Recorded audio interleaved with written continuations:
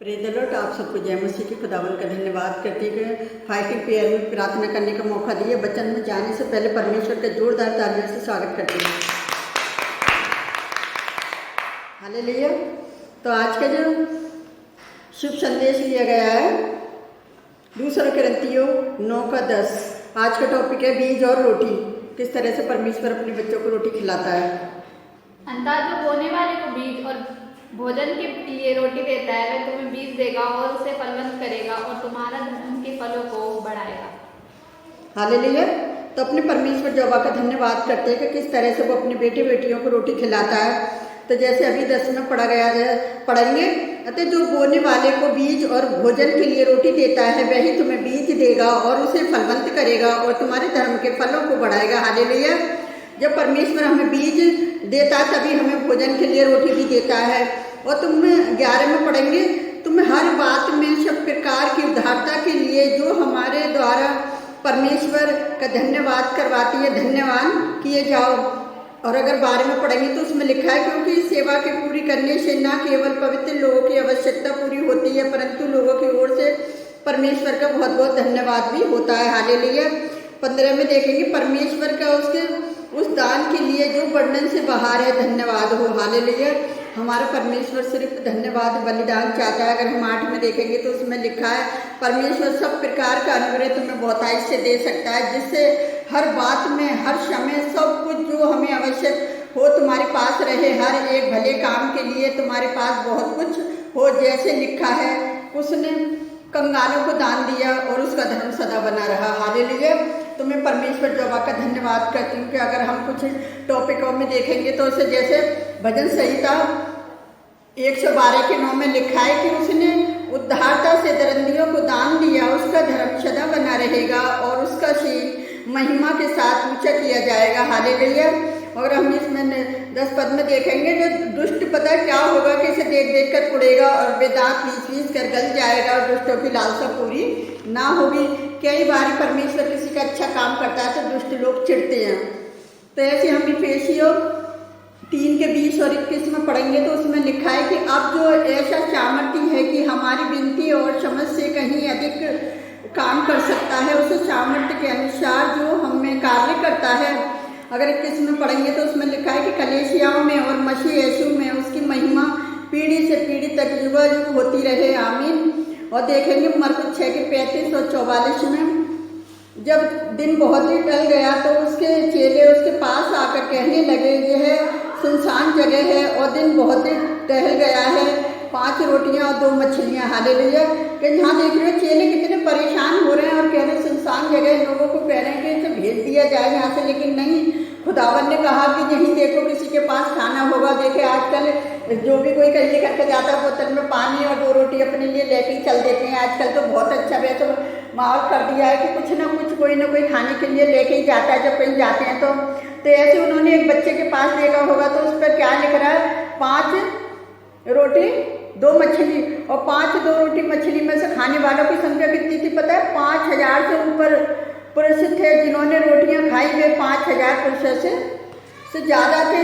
तो जो हमारा परम प्रधान परमेश्वर है वो हर समय हमें संभालेगा। किसी मनुष्य पे हम भरोसा ना रखें, वो हमें अच्छा इंसान बनाने के लिए हमें पता है क्या है, प्रार्थना की जरूरत है। या अगर हम प्रार्थना करेंगे तो परमेश्वर हमें जो बीज परमेश्वर ने दिया है वो जरूर फलवंत होगा।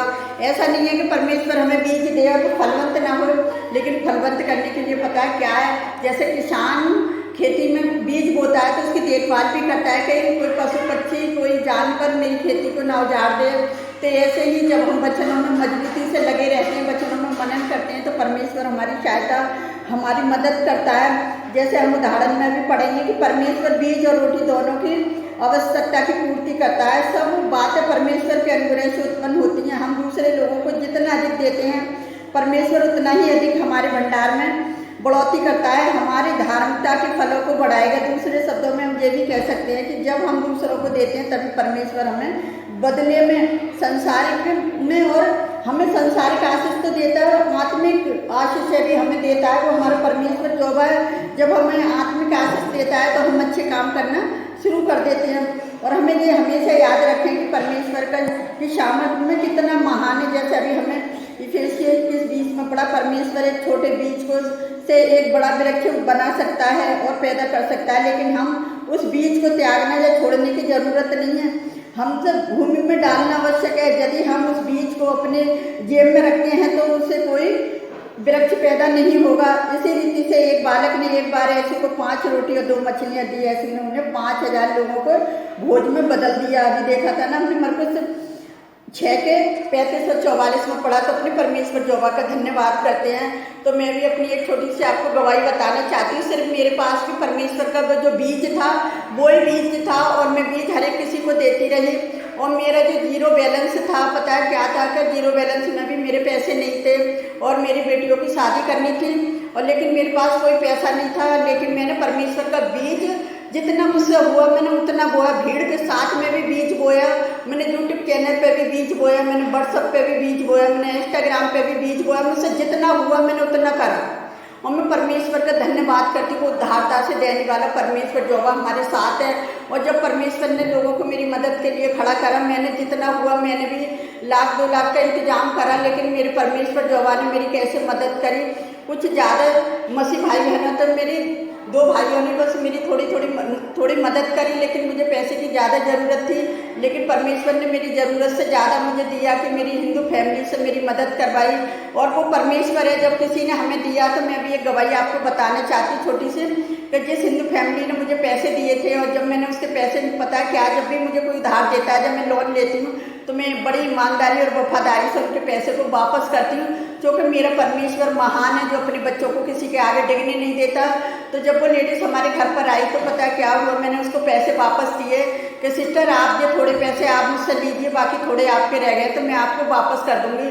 तो वो लेडीज़ मुझसे कहती है नहीं सिस्टर, आपके घर पर तो अभी रिश्तेदार आ रहे जा रहे हैं और आपको ज़रूरत है पैसों की। मैंने कि मुझे पैसों से ज़्यादा मेरे परमेश्वर की ज़रूरत है। मेरा परमेश्वर जो है वो थोड़े थोड़े में मेरा बहुत कुछ कर देता है। और मैंने उसको बताई कि देखो 5 महीने में मेरी 2 बेटियों की शादी कर दी परमेश्वर ने। और जब लोग तारीफ़ें करे जा रहे हैं बड़ी टॉप शादी हुई है, बड़ी टॉप शादी हुई है, लेकिन मेरे लिए सबसे ज़्यादा टॉप मेरा बेहतर मेरा परमेश्वर यहोवा है, जो मैं उस पर भरोसा रखती हूँ और मैं हमेशा अपने परमेश्वर पर भरोसा रखती हूँ।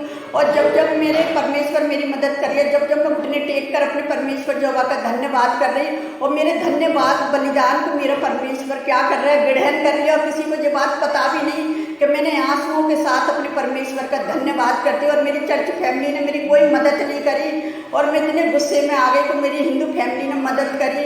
परमेश्वर कब और किससे तुम्हारी मदद कर दे। लोग तो कहते हैं धर्म परिवर्तन कराते हैं ईसाई लोग, और ईसाई लोग पैसे देते हैं। और जब मेरी 1 रुपये से भी किसी ने मदद नहीं करी और मेरी हिंदू फैमिली ने मदद करी तो मुझे विश्वास हुआ कि परमेश्वर अन्य जाति लोगों का भी परमेश्वर है, जो हमारे लिए कब किसको कहाँ खड़ा कर दे। तो मैं अपने परमेश्वर यहोवा का धन्यवाद करती हूँ।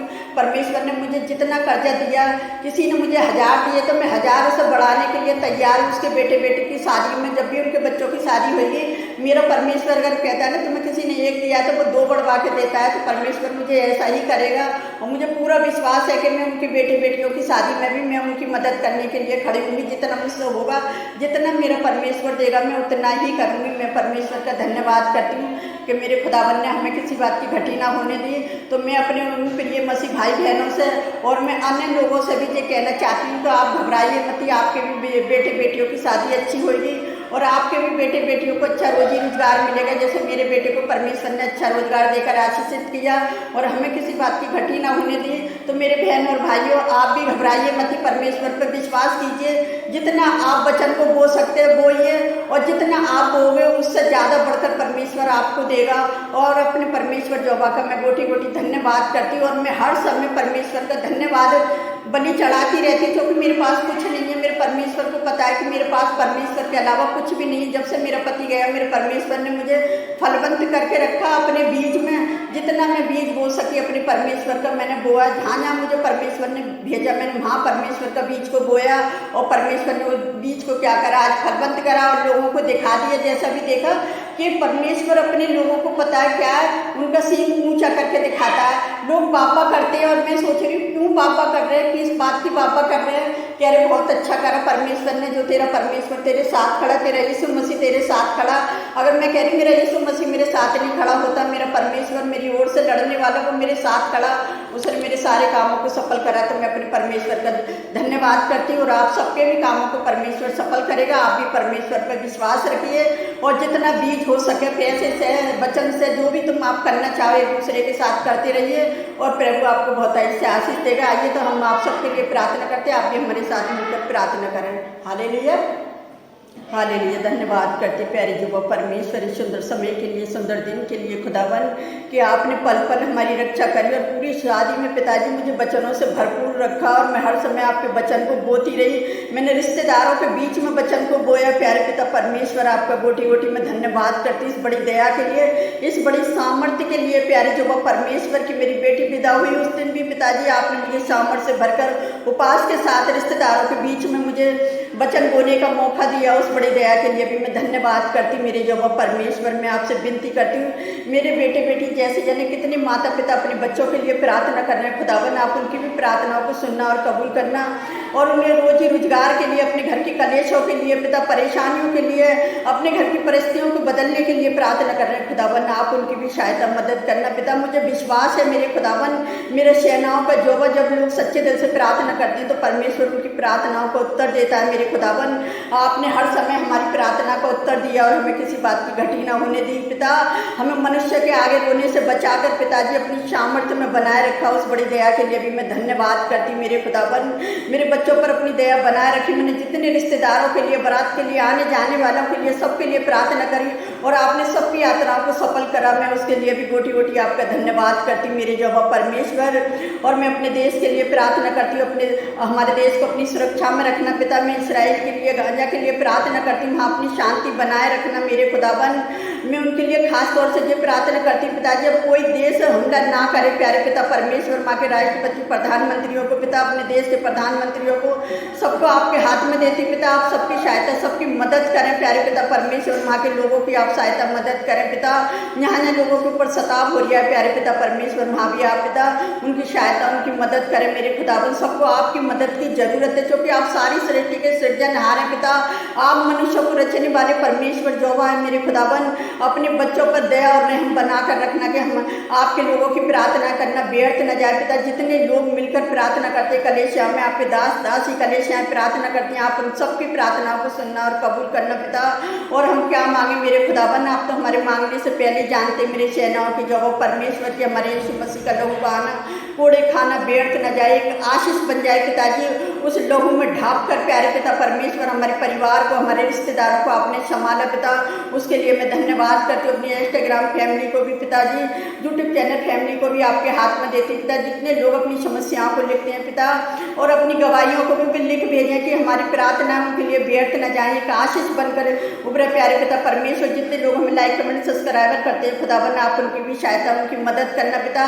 अभी तक उनकी प्रार्थना का जवाब नहीं मिला है तो आज उनकी प्रार्थना का जवाब यीशु नासरी के नाम से मिल गया है। प्यारे पिता परमेश्वर आपने हमारी प्रार्थना को सुना और कबूल किया, उसके लिए धन्यवाद करते हैं। मेरे सेनाओं के जवाब परमेश्वर हम जो भी मांगते हैं यीशु नासरी के नाम पर आमीन। प्रभु आप सबको बहुत ऐसे आशीष दे।